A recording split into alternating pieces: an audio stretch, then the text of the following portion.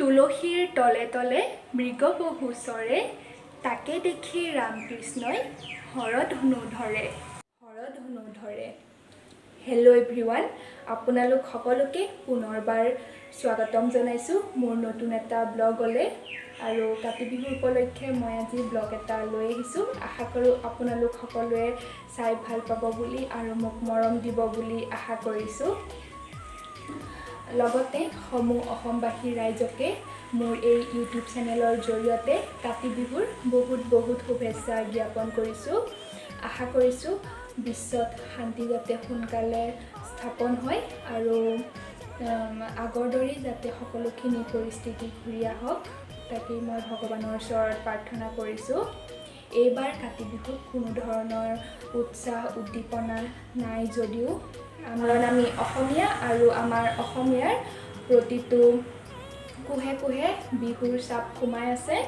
আৰু সেইকাৰণে বিহু বুলি ক'লে আমাৰ অসমীয়া গাত যিমান আমি দুখতেই নাথাকোঁ, কিন্তু বিহু বুলি ক'লে সকলোখিনি আনন্দৰে ভৰি পৰে।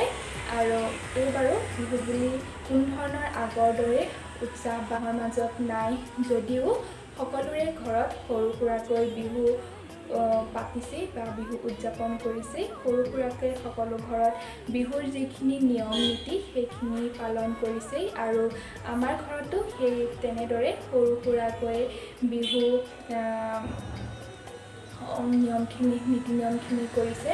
সেইখিনিকে আজি মই আপোনালোকক অলপ দেখুৱাম বুলি ভাবিছোঁ। আশা কৰোঁ আপোনালোকে ভাল পাব বুলি চাই। আৰু মোৰ চেনেলত আপোনালোক যদি নতুন হয় তেন্তে প্লিজ মোৰ চেনেলটো ছাবস্ক্ৰাইব কৰি কাষত থকা বেল আইকনটো প্ৰেছ কৰি অল কৰি দিব। তেতিয়া আহিবলগীয়া সকলোখিনি ভিডিঅ'ৰ ন'টিফিকেশ্যন আপোনালোকে আগতীয়াকৈ পাই থাকিব। আৰু লগতে ভিডিঅ'টো লাইক আৰু কমেণ্টছ কৰিবলৈ নাপাহৰিব, লগতে শ্বেয়াৰ কৰিবলৈ নাপাহৰিব।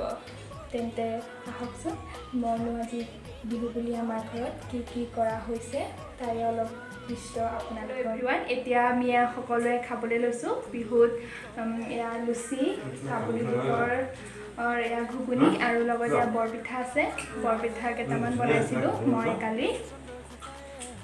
আৰু মা দেউতাক সেৱা কৰিলোঁ, কৰি এতিয়া আমি খাবলৈ লৈছোঁ। সেয়া সকলোখিনি খাই আছে আৰু ময়ো এতিয়া খাই লওঁ। হেল্ল' এভৰিৱান, আমি খালোঁ সকলোখিনিয়ে আৰু আপোনালোকেও চাগে খোৱা বোৱা কৰিলে। আৰু এতিয়া আমাৰ এয়া গুণগুণক এয়া খুৱাই আছে বৌয়ে। এইফালে দেখা খাইছেনে? তাইক এয়া খুৱাই আছে।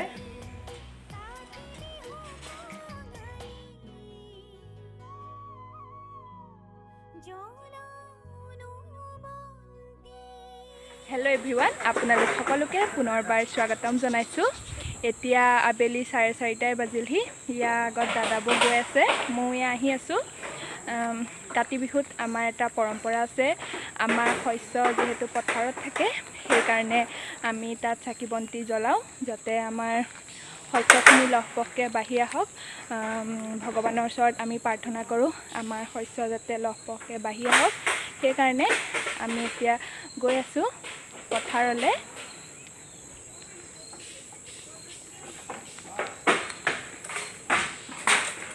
কি সুন্দৰ এটা পৰিৱেশ আমাৰ এইফালে, চাওকচোন কি ধুনীয়া লাগে।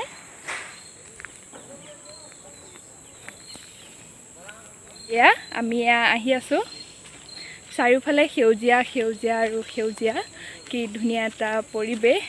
সঁচাই গাঁৱলীয়া পৰিৱেশবোৰ সঁচাই ধুনীয়া লাগে। এটা মনোমোহা প্ৰাকৃতিক দৃশ্য।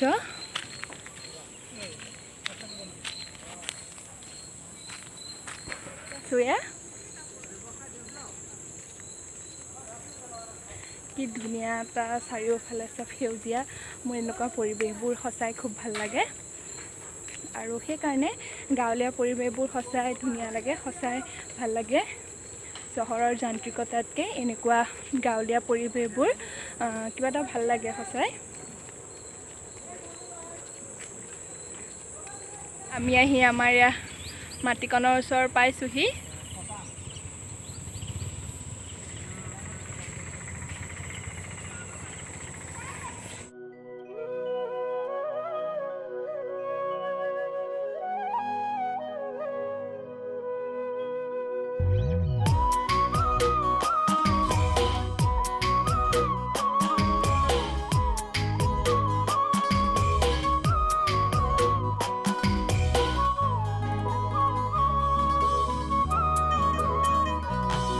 এয়া বৌয়ে চাকি জ্বলাব লৈছে।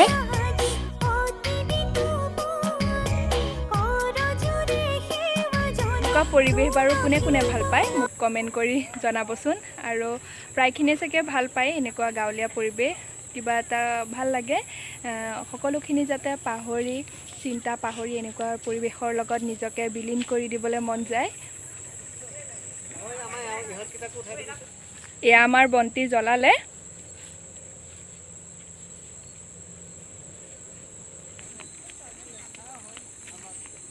আৰু আমি আহি আছোঁ।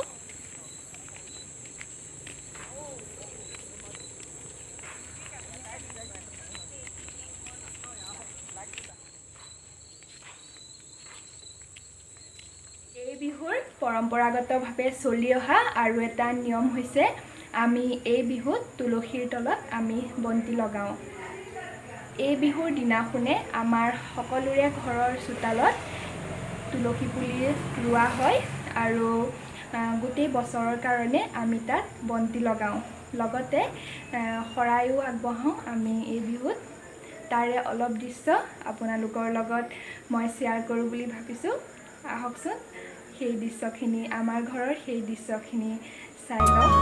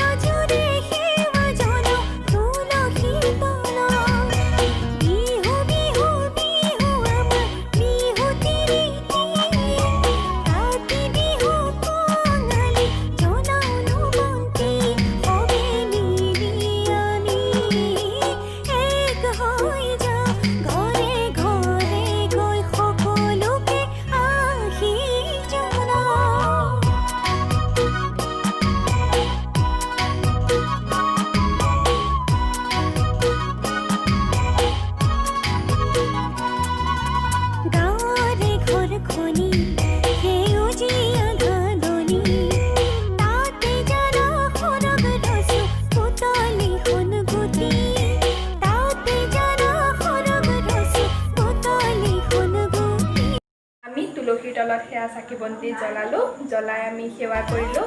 আৰু এতিয়া এয়া বৌয়ে প্ৰসাদ দিবলৈ ওলাইছে।